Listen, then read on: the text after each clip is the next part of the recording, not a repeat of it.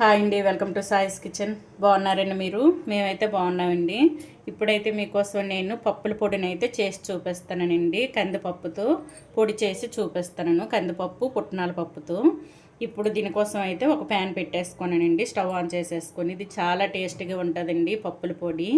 ఇప్పుడు నేను చేసే విధంగా చేసుకోండి, సూపర్గా ఉంటుంది టేస్ట్ అయితే. టిఫిన్స్కైనా, వేపుళ్ళు మనం చేసేటప్పుడు, ఫ్రై రెసిపీస్ చేసేటప్పుడు ఈ పొడిని వేసుకుంటే చాలా టేస్టీగా ఉంటుందండి.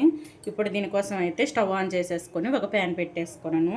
ఇందులో 1 కప్పు వరకు కందిపప్పును అయితే వేసుకుంటానండి. ఈ విధంగా కందిపప్పును వేసుకొని మీడియం ఫ్లేమ్లో ఇది మంచి సువాసన వచ్చేంత వరకు వేయించుకోవాలండి.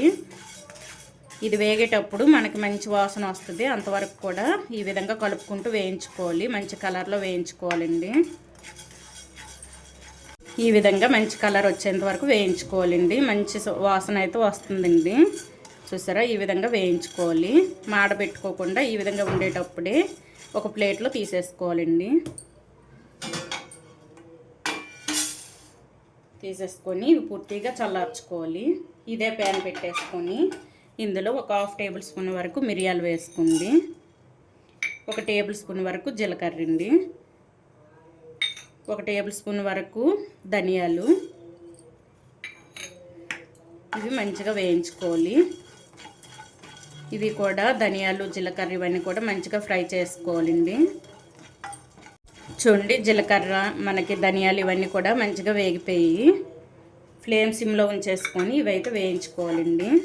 ఇప్పుడు ఇందులో మనం ఏ కప్పుతో అయితే కందిపప్పు తీసుకున్నామో అదే కప్పుతో పుట్నాల పప్పు తీసుకోవాలండి. 1 కప్పుతో పుట్నాల పప్పు వేసుకొని కొద్దిగా ఈ వేడైతే సరిపోతాయండి. ఎక్కువ వేగనవసరం లేదు. ఇది కొంచెం మనకు వేడిగా అయితే సరిపోద్ది. ఒక 1 మినిట్ వేయించుకుంటే సరిపోద్దండి. చూసారా, పుట్నాల పప్పు అయితే మనకు వేడైంది. ఇప్పుడు ఇది ముందుగా మనం ఫ్రై చేసి పెట్టుకున్న కందిపప్పులో వేసేసుకుందామండి. వేసేసుకొని మొత్తం కూడా చల్లార్చుకుందాం. మళ్ళీ ఇదే ప్యాన్ పెట్టేసుకొని ఇందులో 1 టేబుల్ స్పూన్ వరకు ఆయిల్ వేసేసుకుందాం. చూడండి, ఇదే ప్యాన్లో 1 టేబుల్ స్పూన్ వరకు ఆయిల్ వేసేసుకున్నాను.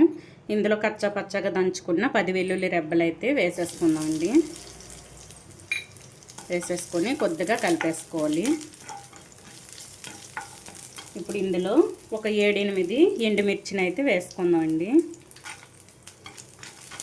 ఇవి కూడా ఈ విధంగా కలుపుకుంటూ వేసేసుకోవాలి. ఫ్లేమ్ మీడియంలో ఉంచేసుకొని వేసుకోండి. ఇందులో కొద్దిగా కరివేపాకు అండి. తడి లేకుండా చూసేసుకోవాలి. ఇందులోనే మీ దగ్గర ఎండు కొబ్బరి ఉంటే వేసేసుకోవచ్చండి.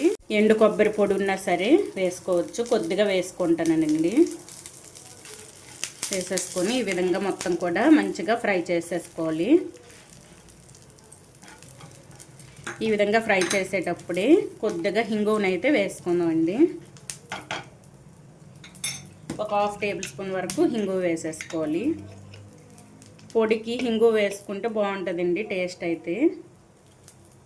ఈ విధంగా వేసేసుకొని మొత్తం ఒకసారి కలిపేసుకుందాం. ఇవన్నీ కూడా మంచి కలర్లో వేగాలండి. చూడండి, ఈ కలర్ వచ్చేంత వరకు వేయించుకోవాలి. చూసారా, ఎండు కొబ్బరి ఇవన్నీ కూడా మంచిగా ఫ్రై అయ్యాయండి. ఇప్పుడు ఇది వేరే ప్లేట్లో తీసేసుకుందాం. స్టవ్ను ఆఫ్ చేసేసుకొని వేరే ప్లేట్లో తీసేసుకుందాం అండి.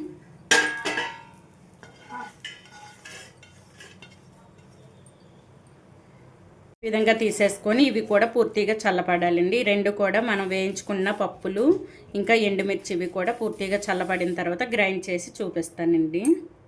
చూడండి, ఫ్రై చేసి పెట్టుకున్న కందిపప్పు, పుట్నాల పప్పు, ఇగున్న మిరియాలు ఇవన్నీ కూడా చల్లబడ్డాయండి. ఈ విధంగా చల్లగైన తర్వాత ఒక మిక్సీ జార్ తీసేసుకొని గ్రైండ్ చేసేసుకుందాం. ఒక మిక్సీ జార్ తీసేసుకొని మొత్తాన్ని కూడా వేసేసుకుందాం. ఇది మెత్తగా గ్రైండ్ చేసి తర్వాత మనం ఎండు కొబ్బరి ఫ్రై చేసుకున్నాం కదండి, ఎండుమిర్చి ఇంకా వెల్లుల్లి రెబ్బలు అవి తర్వాత వేసేసుకోవాలి. కొద్దిగా మెత్తగా గ్రైండ్ చేసేసుకుందాం. చూడండి, ఈ విధంగా మెత్తగా గ్రైండ్ చేసేసుకోవాలండి. చేసేసుకొని ఇప్పుడు ఫ్రై చేసి పెట్టుకున్న ఎండుమిర్చి వెల్లుల్లి రెబ్బలు ఇవి కూడా వేసేసుకుందాం. ఇవి కూడా చల్లపడ్డాయండి. ఇవి కూడా వేసేసుకొని మరొకసారి మెత్తగా గ్రైండ్ చేసేసుకుందాం. ఇందులో కొద్దిగా టేస్ట్కి సరిపడా సాల్ట్ వేసుకుందాం అండి. ఈ పొడికి సరిపడా సాల్ట్ వేసేసుకోవాలి. అంతే అండి. ఇప్పుడైతే ఇది మొత్తం కూడా మెత్తగా గ్రైండ్ చేసి చూపిస్తాను. చూడండి, ఈ విధంగా మెత్తగా గ్రైండ్ చేసేసుకోవాలి. చూసారా, ఎక్కడ పప్పు లేకుండా ఈ విధంగా మెత్తగా గ్రైండ్ చేసేసుకోవాలండి. ఇప్పుడు ఒక బౌల్లో వేసేసుకుందాం.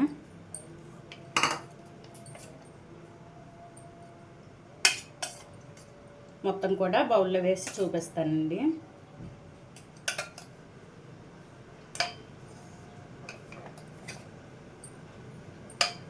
చూడండి, చాలా టేస్టీగా ఉండే మనం కందిపప్పు పుట్నాల పప్పుతో చేసిన పప్పుల పొడి అయితే మనకి రెడీ అయిపోయిందండి. ఈ విధంగా అయితే చేసేసుకోండి. చాలా టేస్టీగా ఉంటుందండి. టిఫిన్స్కైనా మనం ఫ్రై రెసిపీస్కైనా చాలా టేస్టీగా ఉంటుంది. వేడి వేడి అన్నంలో కలిపేసుకొని తిన్నా సరే సూపర్గా ఉంటుందండి టేస్ట్ అయితే.